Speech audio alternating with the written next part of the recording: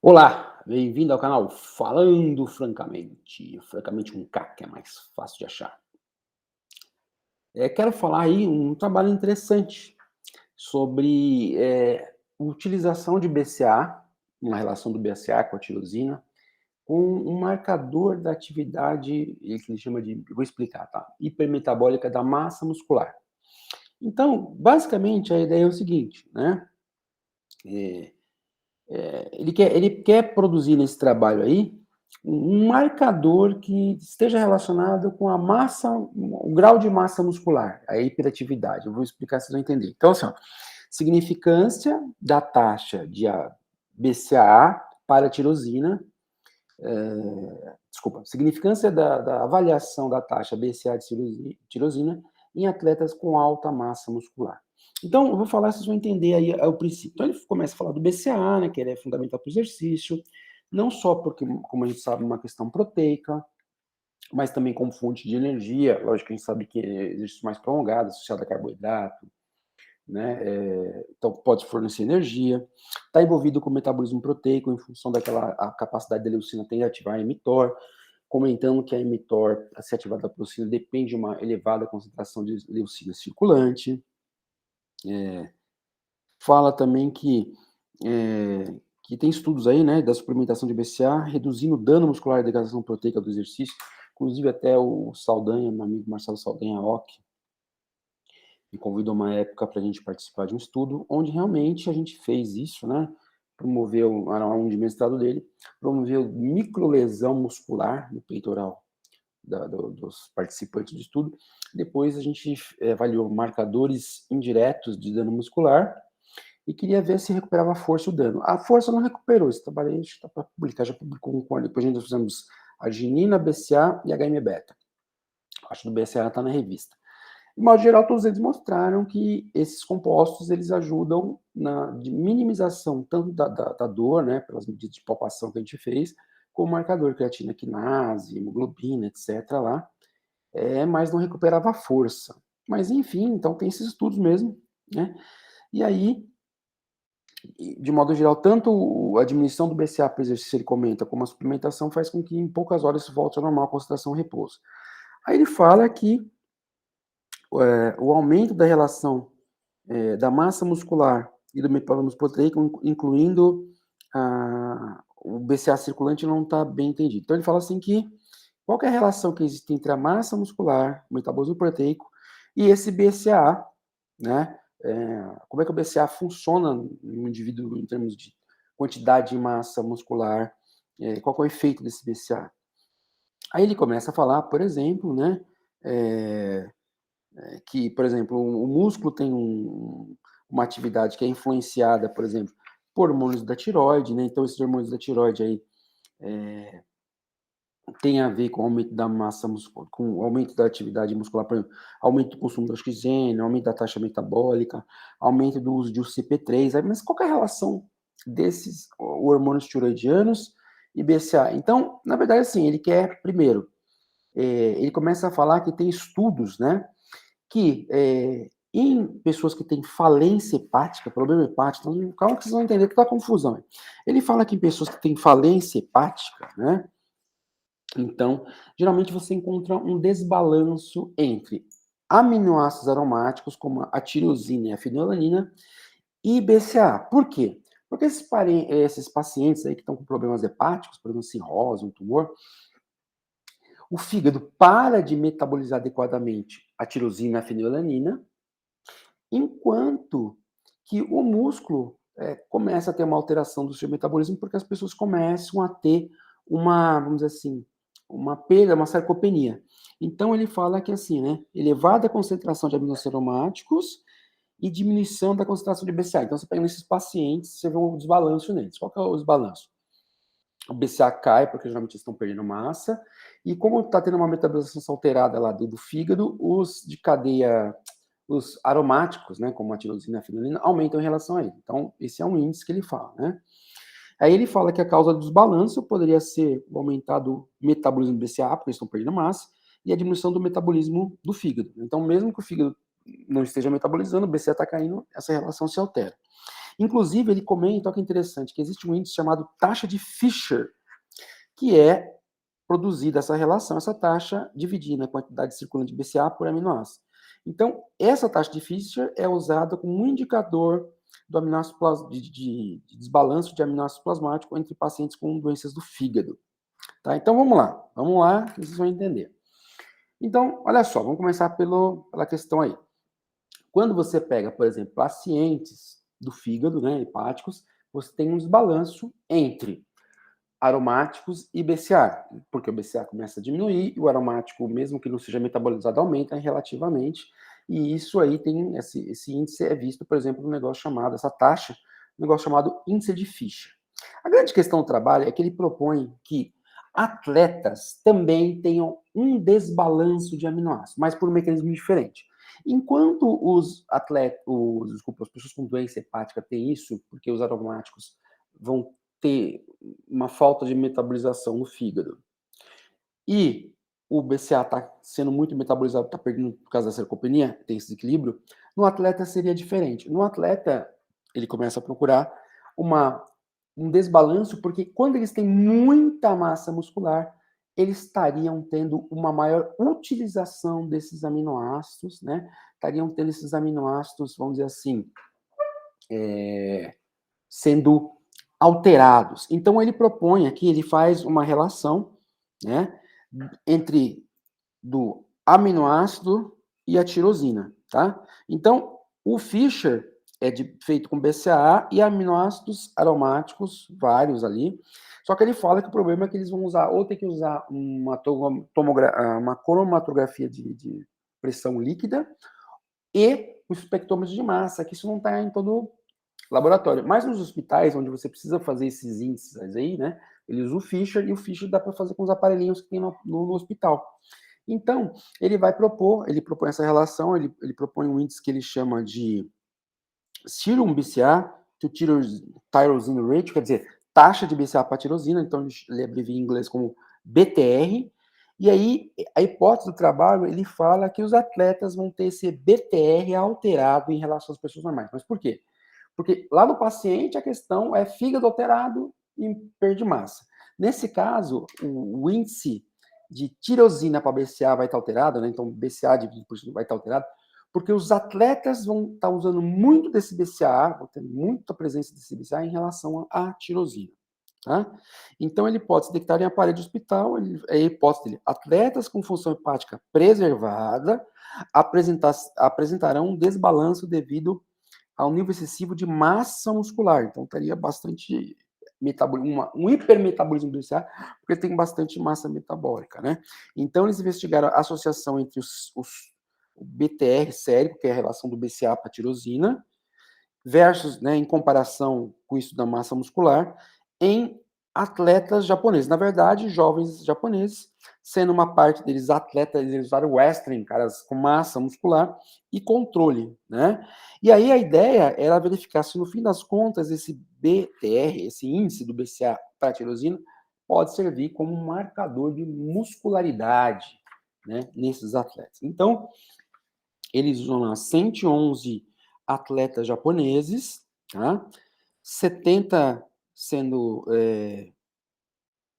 lutadores profissionais e 41 universitários. Ah, tá, só uma coisa. Lembra que eu falei do hormônio tiroidiano? Eu falei que ele tem um efeito na massa muscular.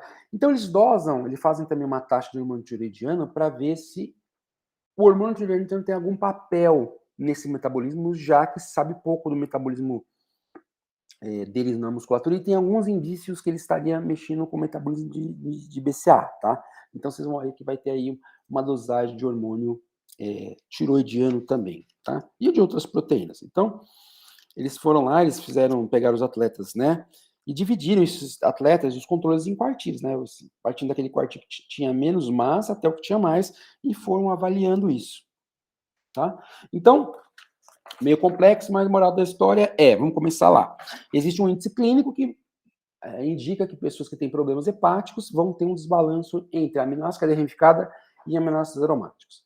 Só que isso geralmente é um pouco difícil de dosar fora do hospital, quando você dosa todos os aromáticos, dada a necessidade de um equipamento muito complexo, né? E esse índice se chama índice de Fischer. Aí ele propôs um outro índice chamado BTR, seria em inglês ali a taxa de BCA para tirosina, BCA dividido por tirosina. E aí a questão é, enquanto os pacientes estão tendo problema de massa, desequilíbrio de aminoácidos, porque o fígado comprometido não metaboliza os aromáticos e a perda de massa muscular degrada o BCA, nos atletas seria o fato de eles terem uma grande massa muscular, geraria um hipermetabolismo proteico, e esse BTR poderia ser um marcador desse hipermetabolismo proteico, um índice, então, de muscularidade, de funcionamento dessa massa muscular exacerbada. Então, ele vai dosar esse BCA, vai dosar albumina, para fazer uma relação com a proteína circulante, hormônio tireoidiano, para ver se eles têm um papel, e alguns índices que eu vou mostrar para vocês aqui, tá bom? Essa era a ideia. Então, aqui ele faz comparação clínica entre os lutadores, né, e os controles. Então, aqui peso e tal.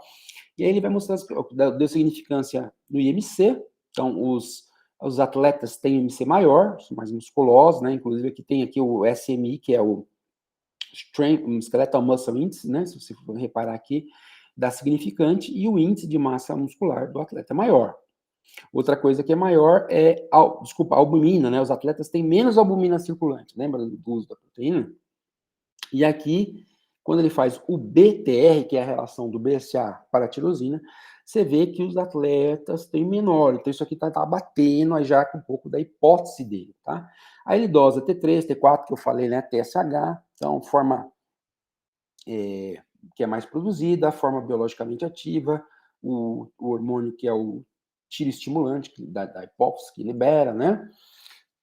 Essa eretina, transtiretina, a transferrina são proteínas que ele fala que tem um alto número, são muito metabolizadas, então ele dosou para ver isso, mas aí não deu significante. Então vamos lá, o que ele mostra, né?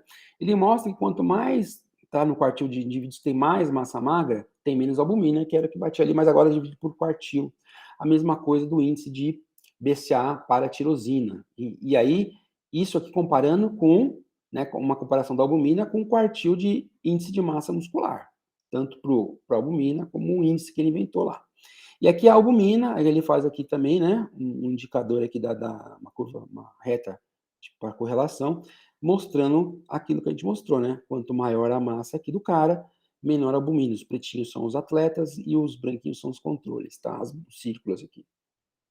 E aqui ele faz aqui uma relação, o quanto que a massa, o índice, pode ser um preditor independente, tanto da albumina como do BTR. E aí tem correlação negativa, ou seja, né, por isso que a gente mostrou. A massa tem correlação tanto negativa com BTR como com albumina, e pode estar sendo um dos preditores disso daí, né? E aqui ele também faz o contrário, né?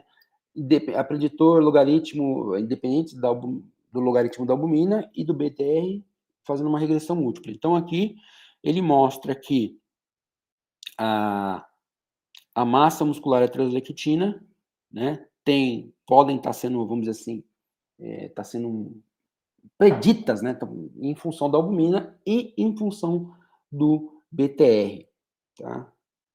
E aqui ele faz uma correlação tanto da albumina como do BTR com várias coisas, né?